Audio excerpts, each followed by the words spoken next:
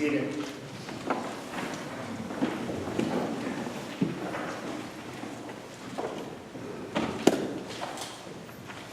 Well, it's a pleasure to be back among you. I've been in Greensboro last week at a co-creation conference, which is amazing. I really learned a lot. And then I went down to see my grandchildren, and of course their parents.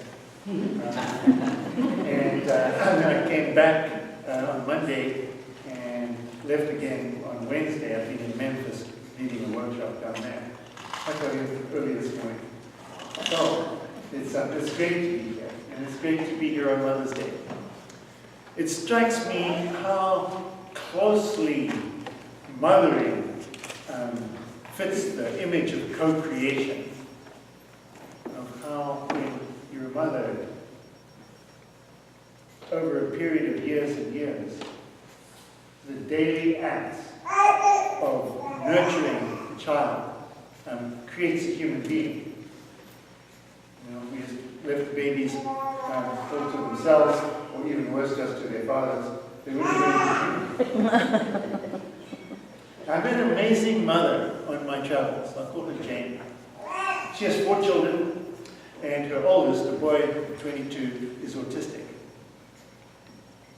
That's a long time to be raising a child. And she still is raising him. You know, she'll say to him, "Well, have you brushed your teeth?" And he'll say yes, just to get her off her back. Because he hasn't got the social niceties. So she'll say, "Let me smell your breath." Similarly. And we put on your deodorant. Yes. Let me smell your armpits. I was thinking about God. You know, God, as depicted in Scripture, sometimes it's like that. We have the Old Testament. We have the 10 Commandments, right? 10 best ways to live. And God says to us, well, did you honor your mother and father?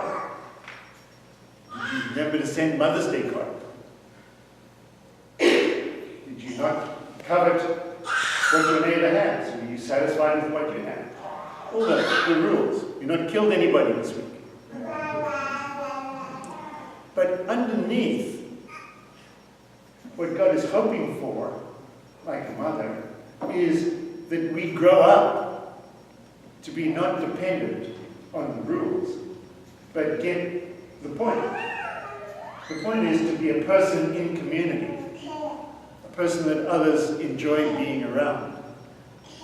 The point is to be creating the beloved community, where rules point the way, but they don't create it.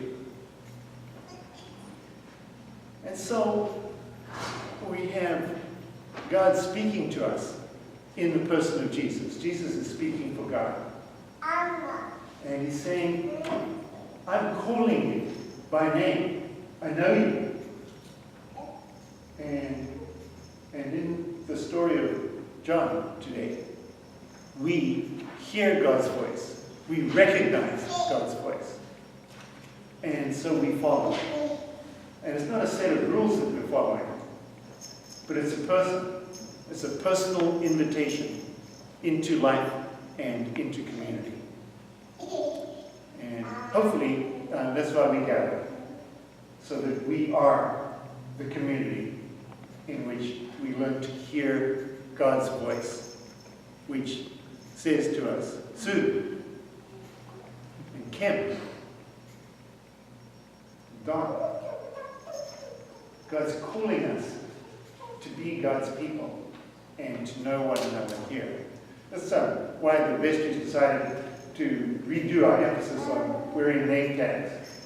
Because some of us know our names and some of us don't. And as people come in new, they need to learn us and we need to learn them. So we can be the beloved community. We can call each other by name.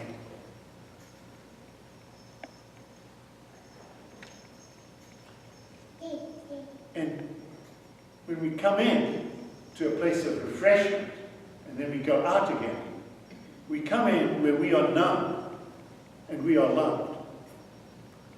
so we can go out into the world, being people who, knowing that they are loved, can create that way of love in the world. And I know several of you went out into the world last Sunday and walked for hunger. Right? How many of you did that? You stand up, those of you who are walking. Yes.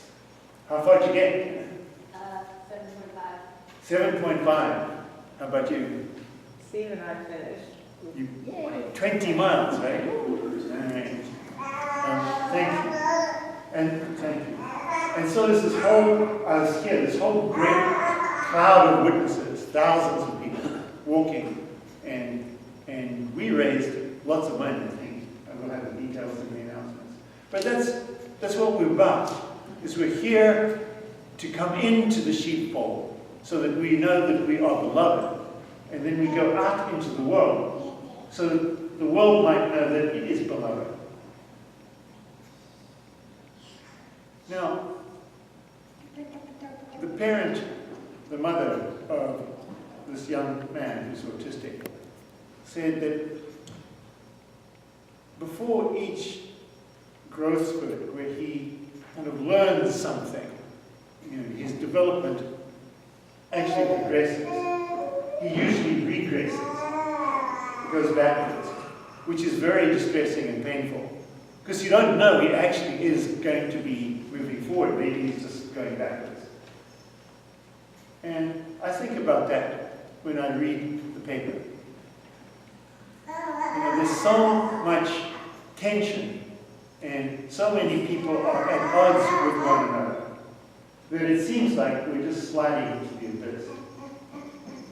But maybe we're just getting ready to take another step forward into humans being able to be the beloved community together. I pray that that's so. And so I pray that we here at St. Mark's may come together knowing God's love for us and venture more and more passionately and courageously out into the world, that we may step together into the future which God has created.